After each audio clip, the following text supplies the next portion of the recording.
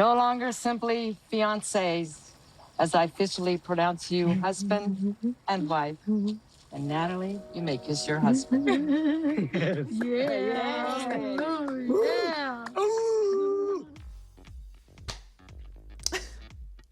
These two took us on a damn ride.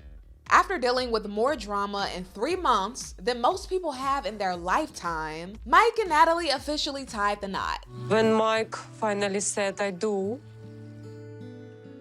I just started to breathe. We're like, oh, I cannot believe. Girl, we can't either.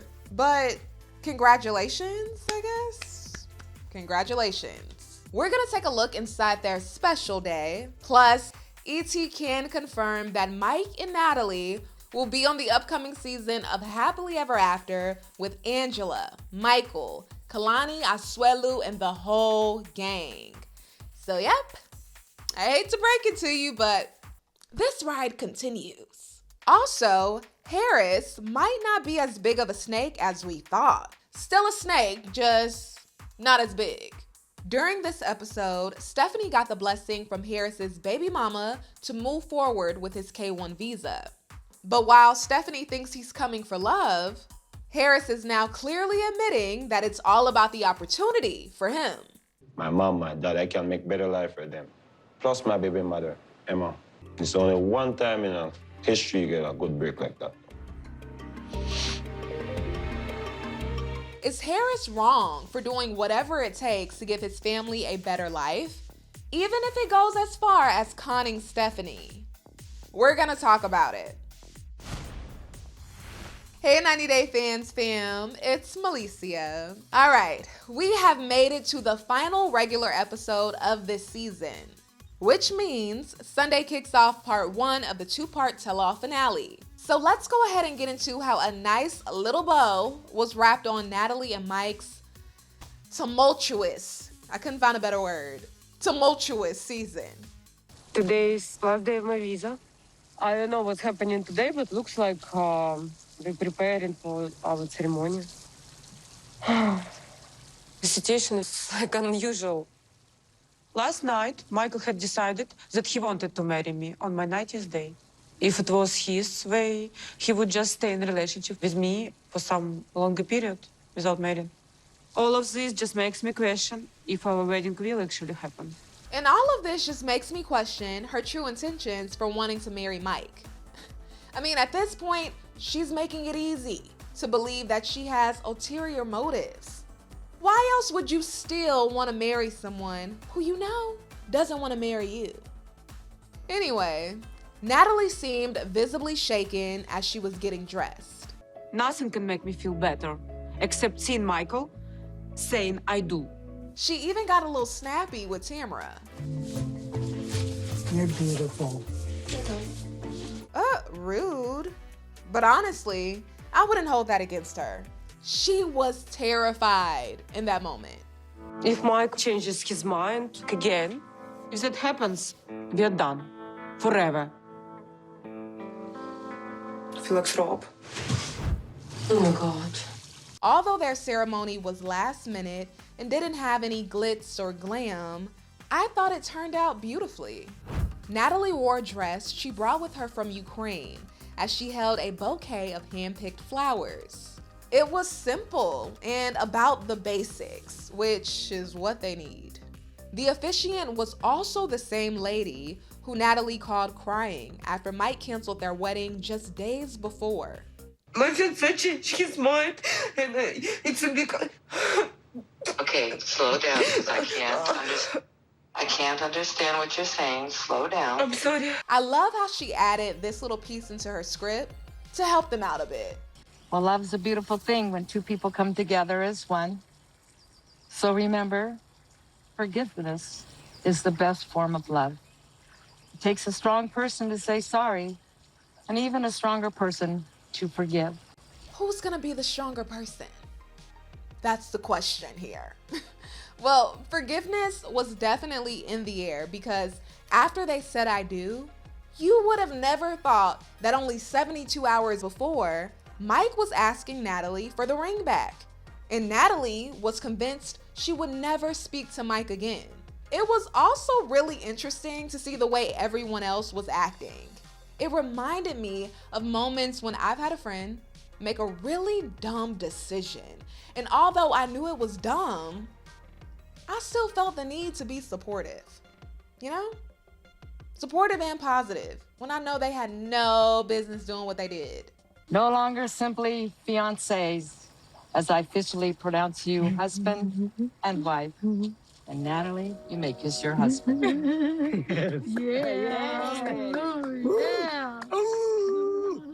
I think they'll be just fine. They'll be fine. Mike and Natalie got married. They tied the knot, and I was so excited. You know, I even shed a tear. And I hardly ever do that. But yeah, I didn't think they were going to really do it. You know, I had my doubts, but they did it, you know, and I'm happy for them. And it's awesome. I guess no one wanted to spoil the party, given the fact that Mike and Natalie both look so happy. What comes next? Well, we're gonna do a little partying. Yeah, oh, no. And then later on tonight, Now rock this joint. Yep, the trailer's rocking, I'm rocking. Yeah. Babies are going to be coming. One step at a time. not the first 24 hours. Yeah, no. Through the next 48.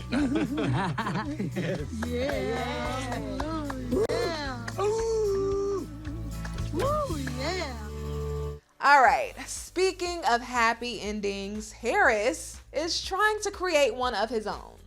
This man has no shame in admitting that he wants to marry Stephanie just so he can get to America and create a better life for his family. And while what he's doing is clearly wrong, I don't know if I can be mad at it. Well, to be honest, I was always thinking that I can be the one to be with Stephanie, so I can move from here and go over to the United States. My kids, my mom, my dad, I can make better life for them. Plus my baby mother, Emma, because she's my baby mother. We lived together 14 years. I love her so much, and I will always take care of her.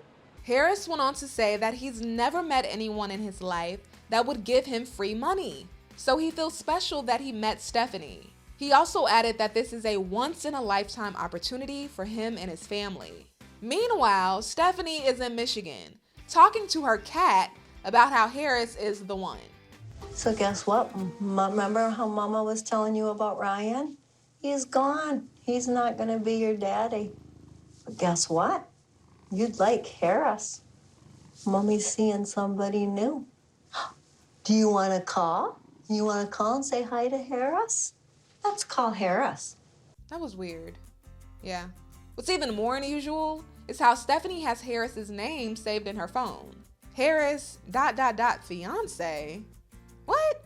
Is she serious? In this moment, Harris is living with the mother of his kids, Emma, who, according to Stephanie, through text messages, has given her blessing for Harris to move to the US. But now, Stephanie wants to hear it from Emma's mouth.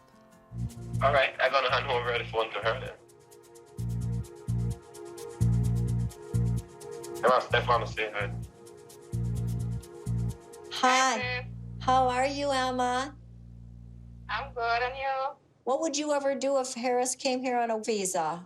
Would you ever consider that even while the children are young? Well, if it's him to go across there to make a better life for the kids, I will 100% support him because I know he will not forget his kids here. Stephanie also asked Emma if she's moved on from Harris. And Emma responded by saying that they've learned they're better off as friends. But this kiss on the beach didn't look like just friends. So I'm thinking Emma is in on this game plan with Harris. It's such a sticky situation because on one hand, it seems wrong to be using Stephanie. But then on the other hand, Stephanie acts like she wants to be used.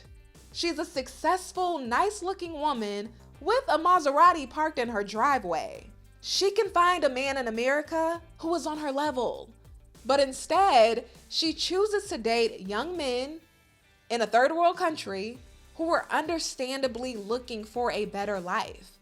And then she throws money at them like she wants to be their savior. So it's really hard to say whether Harris is wrong for taking advantage of this opportunity. A part of me feels like I can't judge because I've never been in Harris's position. I couldn't even imagine what it's like being in his position. But I also know that you reap what you sow, and manipulating someone else for your own gain never turns out well in the end. I love Harris. He is definitely the man that I've been looking for. Hi, Harris. Lucky. So Harris and I are going to apply for the K-1 visa. And I think that we can be my happily ever after. You want to give him a kiss? Aw, baby. Oh, Stephanie. All right. As I mentioned earlier, the first part of the tell-all is this Sunday. So hopefully we figure out where these two stand pretty soon. In the meantime, make sure you stick with ET because as usual, we are covering it all. I'll see you next time.